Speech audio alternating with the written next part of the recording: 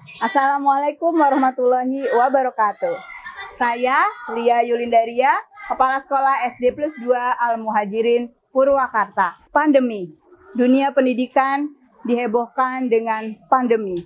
Learning loss terjadi di mana-mana. Indonesia mengalami masa-masa learning loss selama 2 tahun terakhir. Saat ini, di tahun pelajaran baru, Indonesia mencoba mengkondisikan pembelajaran tatap muka kembali. Euforia terjadi di mana-mana.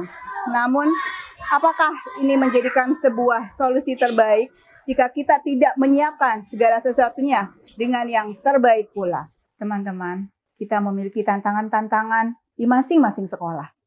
Khususnya di sekolah saya, tantangan terbesar yang harus kami hadapi adalah nilai rapot pendidikan sekolah kami untuk kemandirian dan numerasi yang cukup rendah. Inilah tantangan terbesar kami yang harus kami hadapi. Berdasarkan semangat baru kurikulum merdeka berupa konsep teaching in the right level dan landasan teori the origin of current global trends in education, revolusi 4.0, dan mempertimbangkan generasi kita atau peserta didik kita berasal dari generasi Z, maka sekolah dihadapkan pada tuntutan baru terhadap kualitas pendidik dan paradigma baru pendidikan di Indonesia. Karena itu, kita SD Plus 2 Al-Muhajirin menetapkan Super Squad Program melalui optimalisasi Preferred Classroom. Super Squad Program dengan optimalisasi Preferred Classroom ini dimulai dengan beberapa perencanaan kegiatan.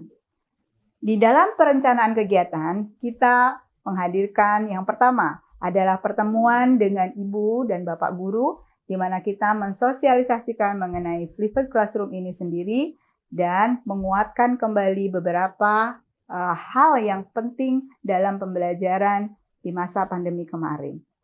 Kemudian kita melakukan asesmen diagnostik dari anak-anak melalui berbagai cara. Yang terpenting kita mengetahui profil anak-anak kita, kemudian kompetensi anak-anak kita, minat dan bakat, serta gaya belajar anak-anak kita di awal, sehingga memudahkan kita untuk melangkah lebih jauh. Analisis dan olah data kita lakukan agar kita mendapatkan perencanaan terbaik, kemudian kita menentukan pelaksanaan terbaik. Dari hal-hal yang sudah kita dapatkan, kita menentukan sebuah pelaksanaan yang akan kita laksanakan bersama-sama. Inilah umpan balik yang akan kita terima dan kemudian kita jadikan sebagai tolak ukur bagi pelaksanaan Preferred Classroom di sekolah kami. Dalam pelaksanaan program ini, yang pertama, kami memastikan bahwa data awal telah terkumpul dan telah teranalisis dengan benar. Langkah selanjutnya adalah memastikan dan menentukan aplikasi atau tools yang akan kita gunakan. Bisa itu berbentuk GCR dalam akun belajar ID, bisa itu dalam bentuk Zoom, Moodle, WA, atau yang lainnya. Selanjutnya, kami menentukan materi-materi dan mengemas materi-materi yang sangat dekat berhubungan dengan murid-murid kami, yaitu konten-konten yang lebih kontekstual dan dirasakan dampaknya pada anak. Langkah terpenting pada pelaksanaan ini adalah langkah-langkah saat guru memberikan pembelajaran kepada peserta didik. Langkah ini dibagi menjadi 3 fase. Fase yang pertama adalah fase sebelum pembelajaran, di mana fase sebelum pembelajaran ini guru memberikan tugas-tugas dan mengkondisikan siswa belajar secara mandiri.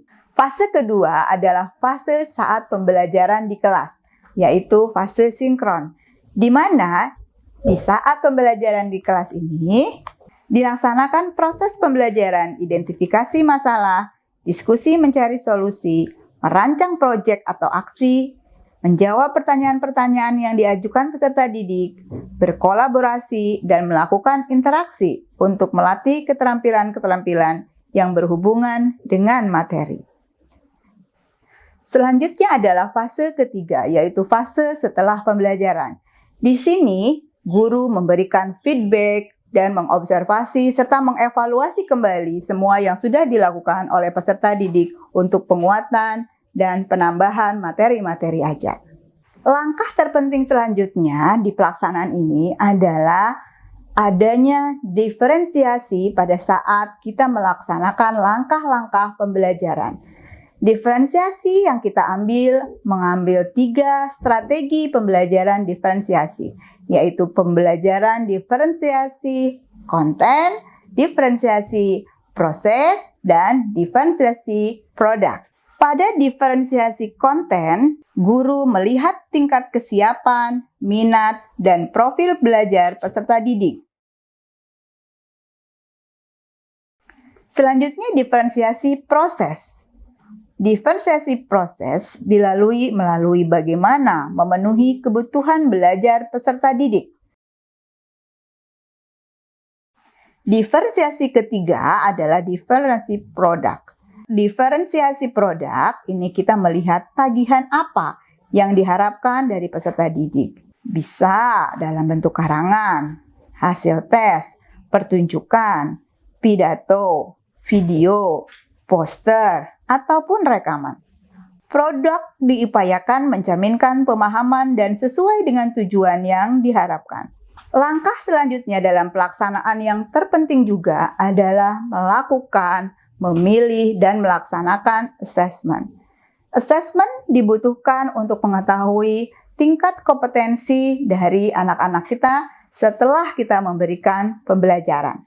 Hal terpenting juga dalam pelaksanaan adalah kita melakukan evaluasi dan improvement secara terus-menerus. Ibu dan Bapak guru diminta untuk terus mengembangkan diri dan berbagi praktek baik kepada rekan-rekan guru yang lain sehingga kebaikan terus berkembang dan meluas di seluruh sekolah dan bermanfaat bagi semua orang. Kemudian, sesuai pepatah, "It takes a village to build a child." Maka, kami mengusung sebuah program tertentu yang kita namakan Super Squad Program. Super Squad Program diambil untuk meningkatkan kompetensi siswa, mencapai tujuan pembelajaran, dan sekaligus juga mengkolaborasikan semua aspek dan komponen di seluruh sekolah agar terciptalah profil pelajar Pancasila yang kita harapkan. Super Squad Program di dalamnya terdiri dari super personal, super family, dan super friendship, di mana masing-masing memiliki indikator. Kemudian, bagaimana hasil dari Super Squad Program melalui optimalisasi Flips Classroom? Di SD+2 Al-Muhajirin, beberapa hal yang menyenangkan ini terjadi dan luar biasa. Hasilnya, 92% ini mengakui suka terhadap pembelajaran ini. 7% biasa saja, 1% tidak suka.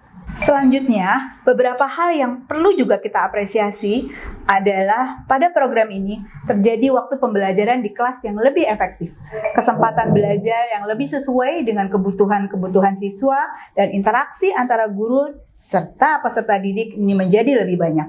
Semuanya menyebabkan pembelajaran menjadi lebih bermakna dan lebih menyenangkan bagi anak-anak. Guru dan peserta didik termotivasi lebih banyak untuk terus belajar, untuk terus mencari ilmu-ilmu dan wawasan-wawasan lain yang berhubungan dengan materi pembelajaran. Di samping semua keberhasilan yang kita dapatkan, ada beberapa hal yang tetap menjadi evaluasi bagi kami semua di sekolah. Yang pertama, bahwa kemandirian tetap harus dikuatkan. Pembuatan, pemilihan video, bahan bacaan, atau materi-materi lain masih harus kita kuatkan kembali, lebih terarah, lebih selektif, dan lebih membangun kesempatan bagi anak-anak terus berkembang.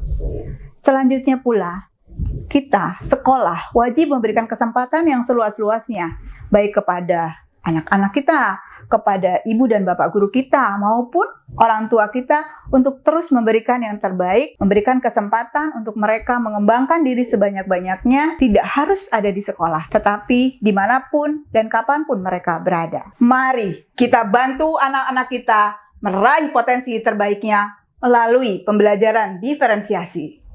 Indonesia pulih lebih cepat, bangkit lebih kuat.